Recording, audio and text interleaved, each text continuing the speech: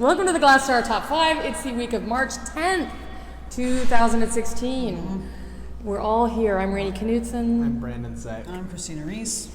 And we are counting it down. Do we have anything else to say about that? Well, we're at Photofest in Houston. We're at Photofest. No, we're not at Photofest. We're at Spring Street Studios. We're at Spring Street Studios in Houston. Yes, but we'll get to that. Spoiler alert. Sorry. Number 5 this week is a show. Here's the deal. It's number 5, it's number 5 because it doesn't need us. They don't need us. But what we're doing is we're picking Jackson Pollock's show at the DMA, which is an incredibly strong show, which by now, if you haven't seen it, you've got 2 more weeks to catch it. It's called Blind Spots, actually. It was curated by Gavin De La Hunty, who's kind of our still somewhat new contemporary curator at the DMA. He started working on the show years ago when he was at Tate Liverpool. This is the only other venue for the show. It's all paintings that Pollock made between 1950 and 1953. These were some of the last paintings that he made. He had started drinking again. They were not popular when he made them. So one of the incredible things about this is the installation. I would contend that at least 50% of the success of this show is due to the installation, because it is installed in this very dense, old-fashioned museum hang, and they put in carpet. It feels like a mid-century, midtown gallery. Yeah, it does. It feels like a 57th Street gallery from the 1940s or 50s. Yeah. I was taken with the work itself.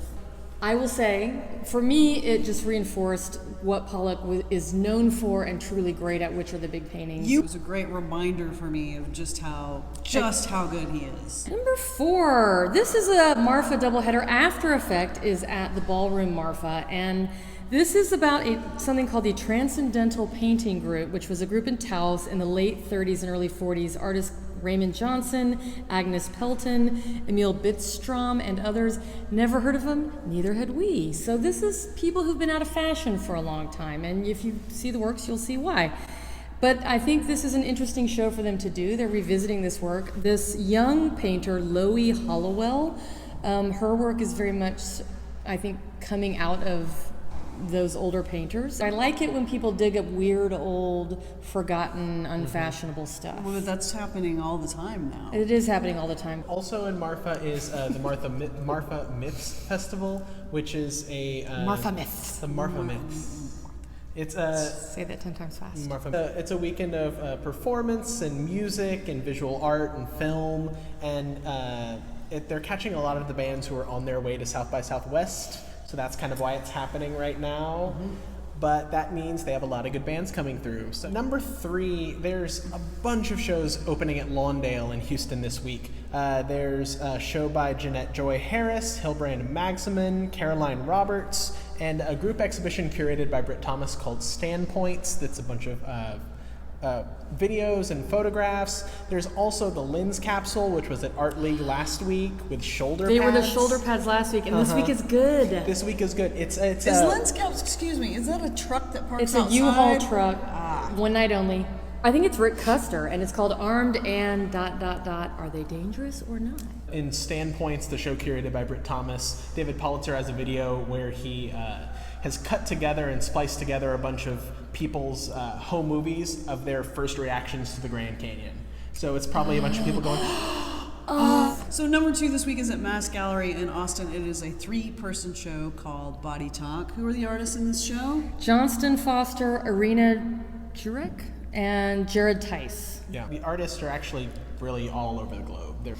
So the work is it's kind of tied together through materials and humor and mythology, nature, animals meets people. It looks really, really good. It does look good. And our number 1 pick is Photofest, and their theme this year is changing circumstances.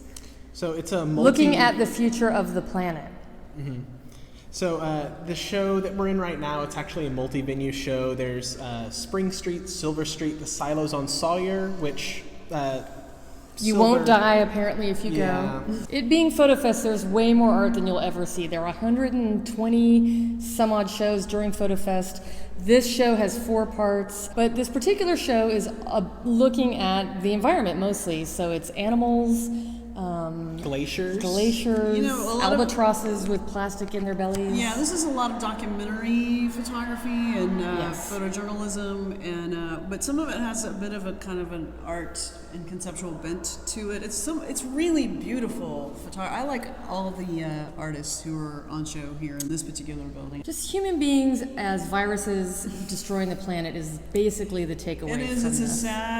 sad show, is what it is, but it's really beautifully done. It's beautifully done. Go see some photography.